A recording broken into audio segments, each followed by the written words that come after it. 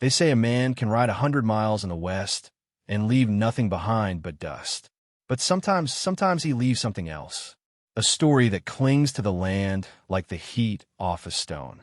This one started the way most don't, with silence, not gunfire. There was no sheriff, no on a poster, no fight, just a man riding low in the saddle and the sound of leather groaning under the sun. He wasn't looking for trouble, but trouble, it was already waiting for him by the well. And what he found there changed everything. It was late July, the kind of heat that made your boots feel too tight and your thoughts come slow. The sky was a hard, unforgiving blue, stretched wide and silent over miles of cracked earth.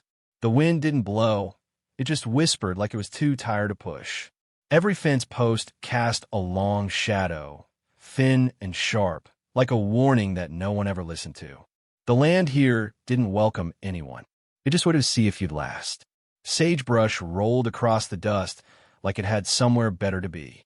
Buzzards circled, slow and lazy, high above, not in a rush, but confident they'd get what they came for.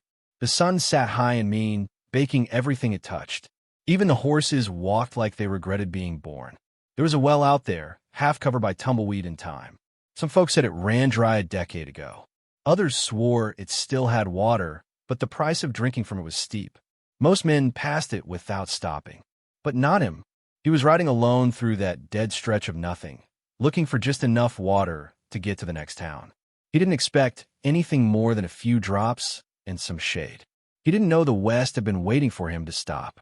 That well wasn't just holding water. It was holding a secret. He went by the name Eli Cutter. Or at least, that's what he told folks when they asked, and not many did. He wasn't famous, but in some towns, they looked twice when he walked in. Not because of who he was, but because of how he carried himself. Like a man who'd lost more than he'd found, and learned to keep riding anyway. He didn't talk much, didn't drink much, and never stayed long. Folks figured he was running from something, but the truth was simpler. He just didn't belong nowhere. Every town had its own rules, its own past. Eli didn't want to borrow anyone's trouble, and he sure didn't want to hand out his own. There was a scar on his left hand that didn't match the rest of him, pink and raised, like it had come from fire. When someone asked about it once, he just said, "Mistake I didn't repeat." That was all. He had a horse named Finch, dark brown with white socks, steady and quiet. They rode like one mind, knowing the road without needing to speak. The saddle was worn, the boots cracked, the hat pulled low. He wasn't trying to be anyone. He just was. Eli didn't care for glory or gold. He kept moving because stopping meant remembering. And remembering, well, that hurt more than dust in the lungs or a bullet in the side. But this time, when he stopped at that old well, the past didn't just catch up. It came crawling out of the ground. And it had eyes. The well stood alone, half swallowed by weeds and time. One of the stones at its base had crumbled, and the wood bucket looked like it hadn't been touched in years. Eli stepped down from Finch, letting the reins drop loose. The silence was thick, too still for the middle of the day. He walked slow toward the well, boots kicking up dry dust. When he reached it, he looked down, expecting darkness and maybe a trickle of old water. What he saw instead made him step back. There was movement, not the kind that comes from wind or insects. This was slower, heavier, like someone trying to breathe down there. He leaned in again, cautious. Then he saw it. A hand, small, pale, and shaking, reaching up from the black like it didn't belong to anything anymore. Eli didn't shout. He didn't run. He just knelt down and tied a rope to the bucket pole, careful and quick. He dropped it into the well and waited. There was a long silence, then a tug. He braced his legs and pulled. The rope was heavier than it should have been. Not just dead weight, but fear holding on tight. After a minute of hard pulling, something rose into the light. A girl. Couldn't be more than 15.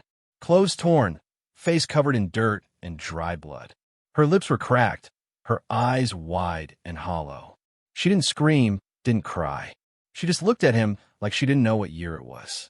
Eli didn't ask questions. He lifted her out, wrapped his coat around her shoulders, and led her to the horse. She followed without a word, legs shaking, hands clutching the coat like it was the only thing keeping her alive. He didn't know who she was, didn't know what to put her down that well, or how long she'd been there. But he knew one thing. Whoever put her there wasn't far behind. They rode for hours without speaking. The girl sat behind Eli on the saddle, arms wrapped around his waist like a ghost clinging to something solid.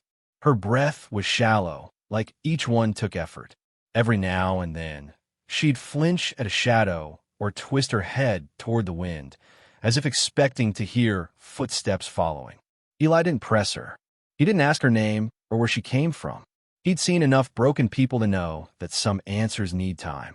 Right now, she didn't need words. She needed distance from whatever hell she'd crawled out of.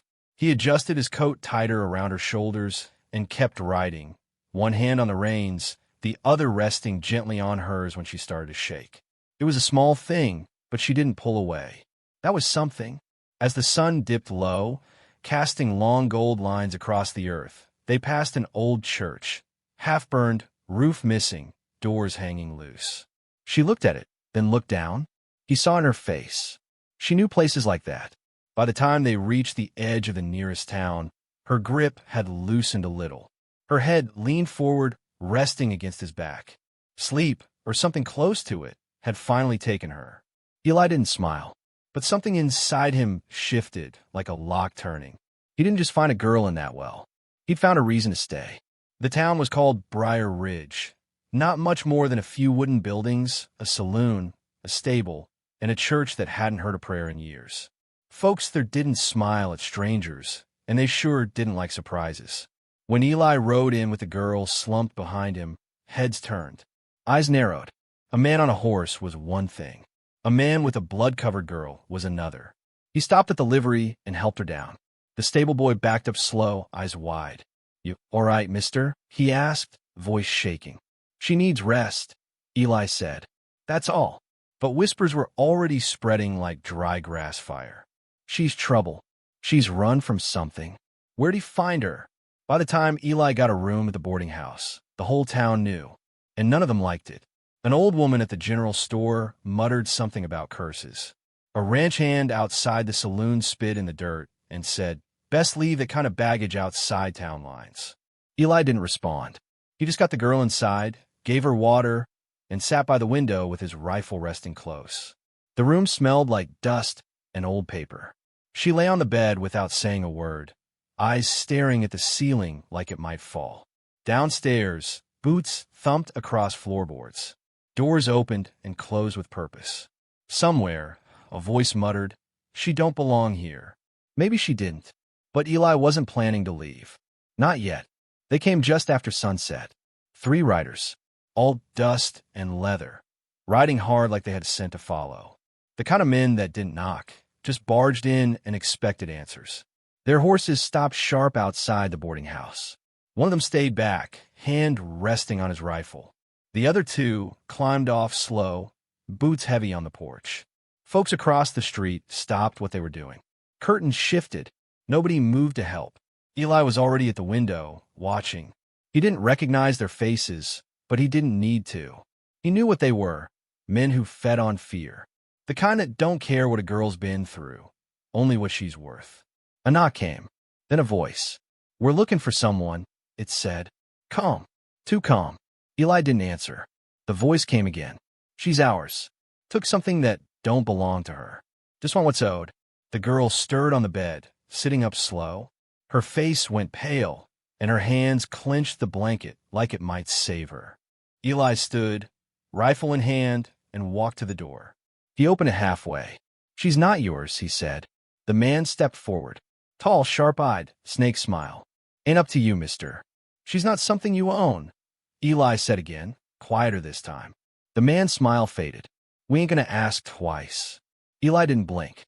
"Then I suggest you get real quiet and go ask someone else." For a long second, nobody moved. Then the man looked over Eli's shoulder, saw the girl standing now, bruised and steady, watching him with eyes that had no fear left. "She'll come back," the man said, "one way or another." Eli shut the door in his face. Outside, the 3 riders didn't leave right away. They waited, like wolves just outside the firelight. The room was quiet after they left, but it wasn't peaceful. The girl stood by the wall, fists still clenched, jaw tight. Eli watched her for a moment, then set the rifle down on the table. "You know them," he said softly. She didn't answer right away. Then finally she nodded.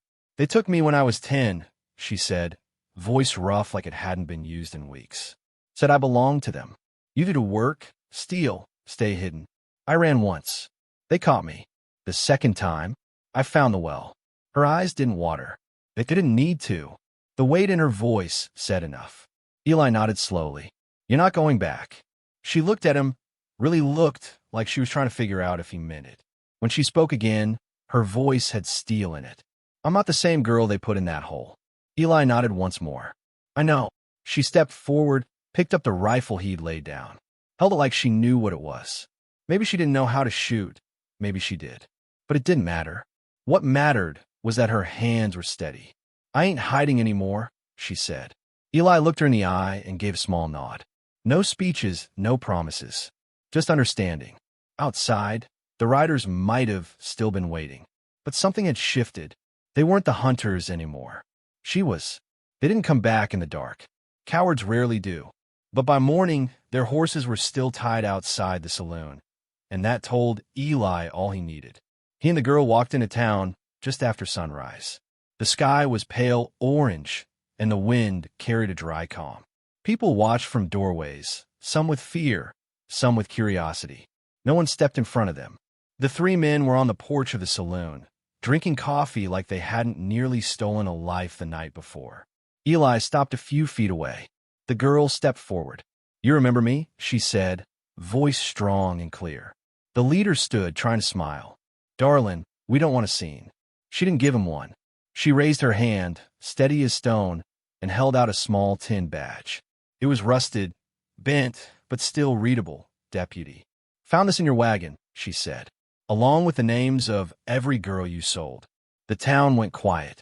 A few men stepped closer now, faces changing. Even the sheriff, who hadn't been seen all week, walked out of his office at last. The three men looked around, realized the West wasn't on their side this time. They left, not in a gallop, but slow, eyes on the ground. No words. The girl stood tall as they vanished down the road. She had come back from the grave, and this time, she was standing on her own 2 feet. She didn't leave town. Most folks expected her to, figured she'd vanish like dust on the wind. But she didn't. She stayed. The boarding house gave her a room of her own. The church, the burned-down one, became her project. Every morning, just after dawn, she walked down there with a shovel in one hand and seeds in the other. Tomatoes, mostly, said the dead deserved something sweet near them. Kids from the town started following her, at first just to watch, then to help. They didn't ask questions. They just carried water and dug holes and listened when she talked. She never said much about what happened, only told them that people can break, but that don't mean they're ruined. Eli stayed too, at least for a while. He fixed the roof on the church, repaired the old steps, and built a new fence around the garden. He didn't say if he was settling, but his saddle got dusty and his horse learned to wait. Some nights they'd sit outside the boarding house, watching the sun dip behind the hills, not speaking, just being still. She was different now, not just healed, growing, rooted like those tomato plants, stronger than before. People stopped whispering, started waving. It didn't erase the past, but it gave her a piece of peace. And in a town like Briar Ridge, that was more than most ever got. It was a week later when a knock came. Early morning, cool breeze slipping through the cracks in the window. The girl, her name was Clara, they'd learned, was tending to the vines curling along the garden fence when she heard it. 3 short knocks, soft but certain. Eli opened the stable door. A man stood there, limping, worn out from the road. His boots were torn, hat in hand. His coat hung heavy with dust, and his eyes were full of something between fear and hope. "I heard what she did," he said, voice low. "I was with her once back in Texas, before they split us." Clara looked up, hands still in the dirt. He stepped forward. "If there's room here for her, maybe there's room for someone like me too." She didn't answer right away, just stared for a moment, searching his face. Then, quiet as anything, she nodded toward the church garden. "You know how to plant onions?" The man blinked, then let out a breath, not quite a laugh, but close. He stepped through the gate and knelt beside her like he belonged. From then on, others came, Quiet folks, broken ones, kids with shadows in their eyes, women with old scars, men who hadn't smiled in years. No signs, no questions, just a place to start over. Clara never called it a home, but it was, and one by one, the West brought them in. By late summer, the church garden bloomed with life. Tomatoes clung to the vines, onions peeked from the dirt, and sunflowers stretched high above the fence like watchmen. Bees buzzed lazily through the golden light, and laughter, real, unbroken laughter, rolled across the yard. Clara stood at the gate one evening, hands on her hips, dirt under her nails. Her torn dress was long gone, replaced with worn denim and a wide-brimmed hat that shaded her from the setting sun. Eli sat on the porch, whittling a piece of cedar. As the wind picked up, something fluttered by Clara's boot, a strip of fabric, sun-bleached and frayed. The same torn piece of her old dress. She picked it up gently, looked at it for a moment, then tied it around the top of the garden fence, like a ribbon marking where something ended and something else began. She didn't say a word. She didn't need to. The sky burned gold behind her, and the land stretched wide and open. She had come with nothing. Now, she had something no one could take.